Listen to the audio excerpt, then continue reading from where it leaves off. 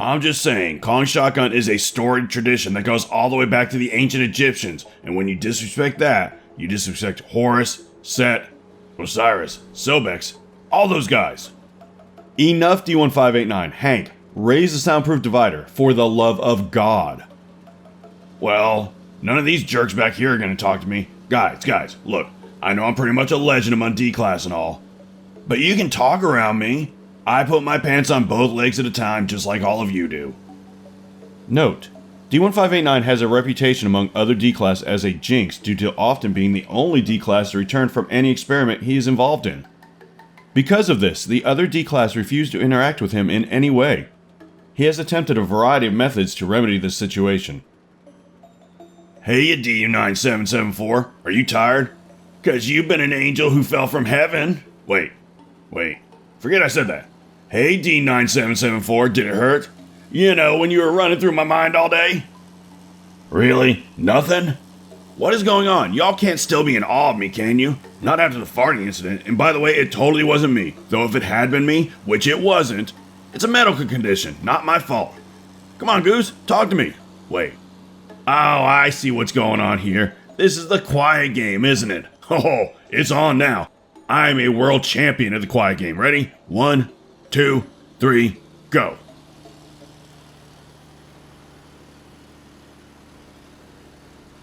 Wait, time out. Are we using the basic rules or the French-Canadian rules? Time in.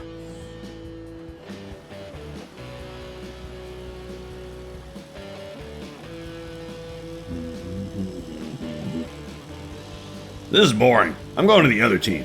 The one that tries to make you talk. Hey, D-9774. Say nothing if you will go out on a date with me after this. Same with you, D-4396. Wow. That always works. You two are really good. Alright, back to quiet. Seriously, this game sucks. Let's play another. I spy, with my little eye, something that is, orange. This week, D-1589 visited the safe class SCP-2369. SCP-2369 is a split-level, 3-bed, 2-bath residential home located in a suburban neighborhood in Iowa. The interior is decorated and furnished in a French country style and contains all amenities expected of a fully furnished home ready for occupancy.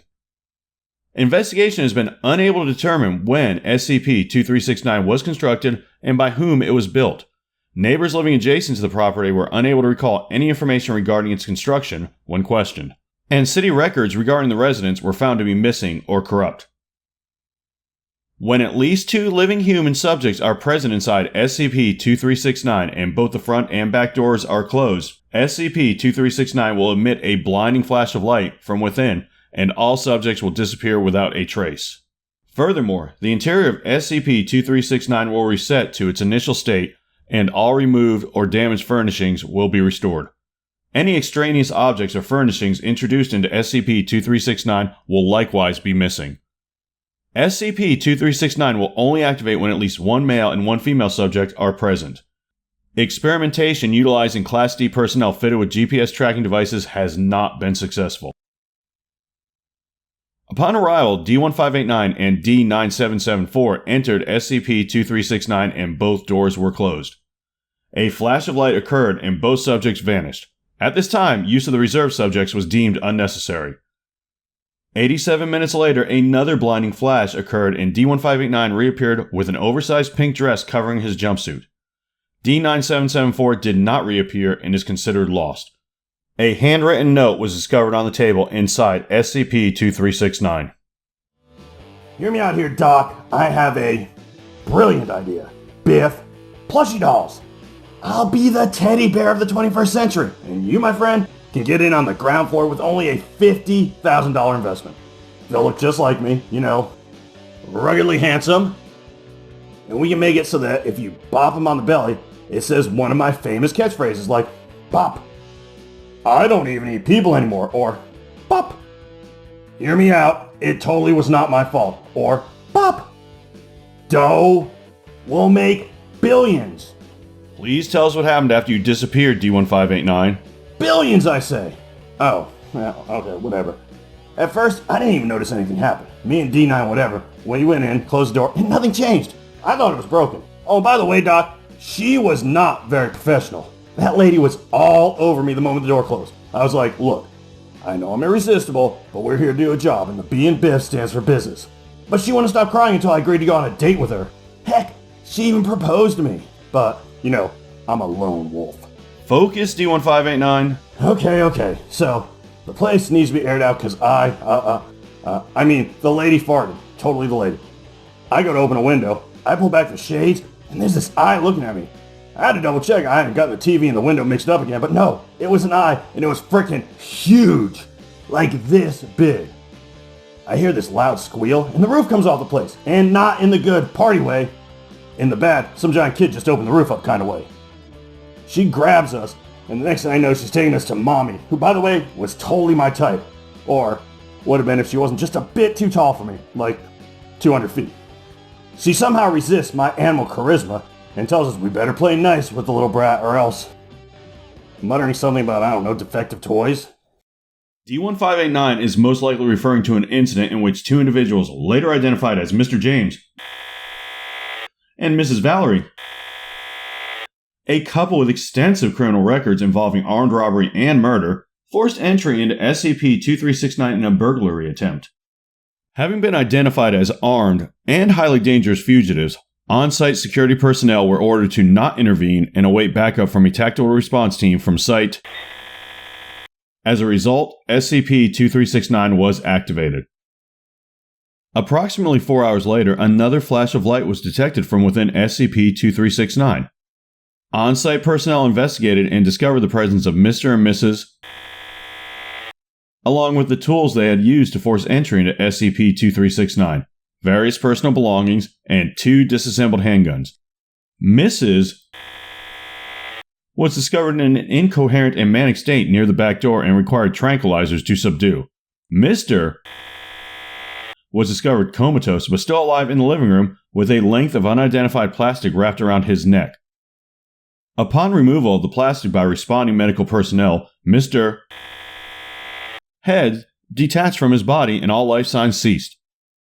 The plastic was later determined to be chemically consistent with ordinary pressure-sensitive document tape and did not exhibit any anomalous properties. A thorough search of SCP-2369 also turned up what appeared to be a handwritten note left on the living room table. To whom it may concern, your product turned out to be extremely violent and completely unsuitable for children. I am frankly appalled. Were I not a more watchful mother, it could easily have resulted in bodily harm. Sincerely, So we play some really cool games like house and dress up, and I even got to pick my own costume. Dude, I looked so cool. After lunch, I helped the kid with her homework, then we have a tea party. Now I'm not really a big tea drinker, but I was told they'd have biscuits, which is English talk for cookies, so I am all in. Especially when you consider the plates are the size of freaking NASA satellite dishes. But then, the little brat did the old bait and switch on me. Pretend cookies? What kind of monster could even come up with something that disgusting? Man, it just boils my blood thinking about it. Sorry. Some things just, they're really difficult to think about. So I'm like, look, sweetie, you need to get some real tea and cookies for the bister, not this fake crap. And apparently Mom overheard, so she comes barreling in and she's all like, don't talk that way in front of my daughter. And I'm like, look, lady, I just helped her with her homework. I was promised cookies, and I want some damn cookies. Well, she didn't like that, and picks me and D9 whoever up, and is talking about returning us when the traitor begged to stay. D9 says she would rather spend the rest of her life as a toy than spend another minute with me. Can you... Oh, I mean, sorry.